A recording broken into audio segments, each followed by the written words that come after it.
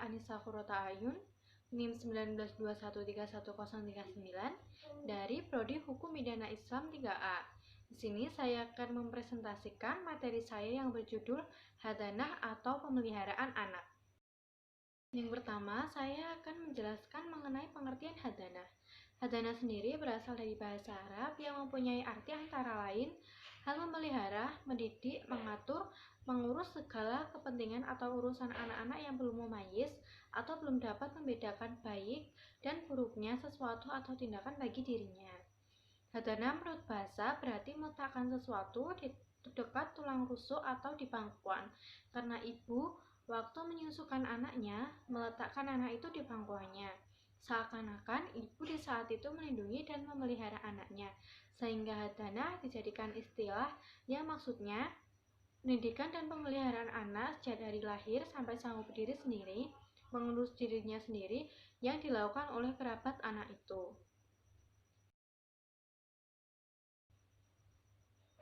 Kemudian dasar hukum hadanah. Dasar hukum hadanah atau pemeliharaan anak adalah firman Allah Subhanahu wa taala dalam surat Al-Tahrim ayat 6 yang artinya, "Hai orang-orang yang beriman, peliharalah dirimu dan keluargamu dari api neraka yang bahan bakarnya adalah manusia dan batu." Menjaganya malaikat-malaikat yang kasar, keras, dan tidak mendurhakai Allah terhadap apa yang diperintahkannya pada mereka dan selalu mengerjakan apa yang diperintahkan.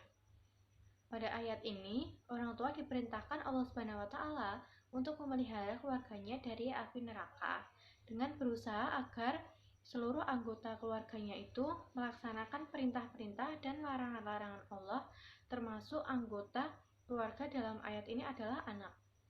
Mengasuh anak-anak yang masih kecil hukumnya wajib, sebab mengabaikan berarti menghadapkan anak-anak yang masih kecil kepada bahaya kebinasaan.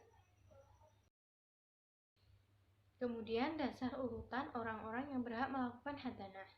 Yang pertama, kerabat pihak ibu didahulukan atas kerabat pihak bapak jika tingkatannya dalam kerabat adalah sama. Yang kedua, nenek perempuan didahulukan atas saudara perempuan. Yang ketiga, kerabat sekandung didahulukan dari kerabat yang bukan sekandung, dan kerabat seibu lebih didahulukan atas kerabat seayah.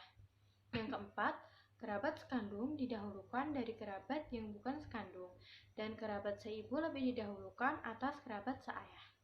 Yang kelima, apabila kerabat yang ada hubungannya mahram tidak ada, maka hak hadanah pindah kepada kerabat yang tidak ada hubungan mahram.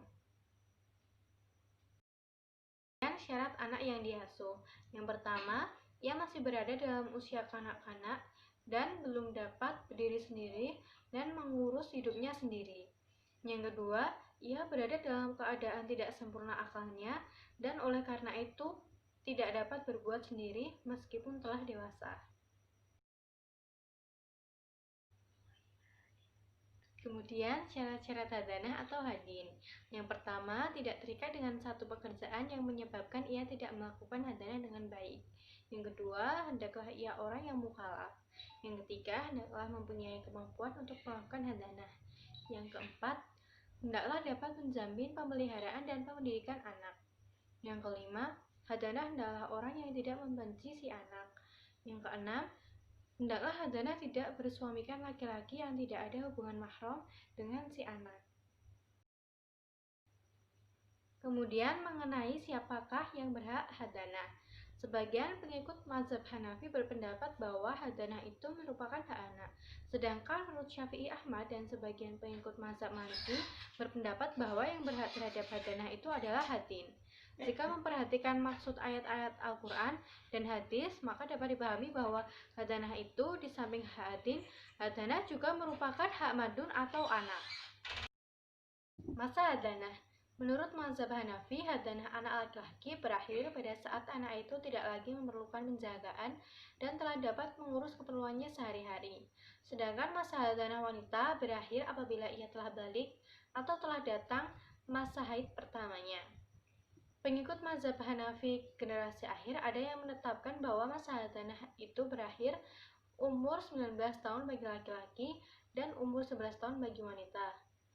Jika terjadi perbedaan pendapat antara ibu dan bapak tentang hadanah, maka undang-undang menyerahkannya kepada kebijaksanaan dan keputusan hakim dengan ketentuan bahwa masa hadanah anak minimal 7 tahun dan maksimal 9 tahun. Namun demikian, diserahkan juga kepada kebijaksanaan hakim dengan pedoman bahwa kemaslahatan anak harus diutamakan. Mazhab Syafi'i berpendapat bahwa masa hadanah itu berakhir setelah anak sudah mumayyiz, yakni berumur antara 5 dan 6 tahun. Upah hadanah.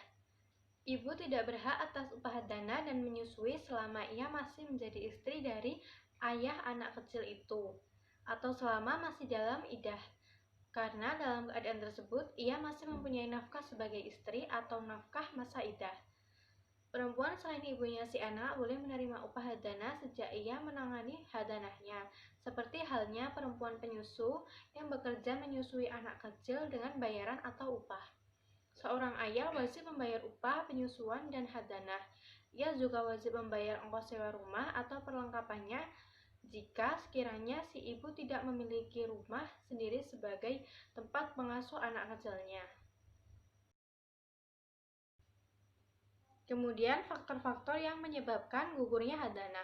Yang pertama, musafir atau tidak menetap. Yang kedua, memiliki penyakit yang tidak bisa disembuhkan. Yang ketiga, fasik atau tidak dapat dipercaya. Yang keempat, kafir. Yang kelima, belum balik atau belum dewasa. Sekian presentasi saya mengenai materi hadanah atau hak pemeliharaan anak. Apabila ada salah kata, mohon dimaafkan. Terima kasih. Assalamualaikum warahmatullahi wabarakatuh.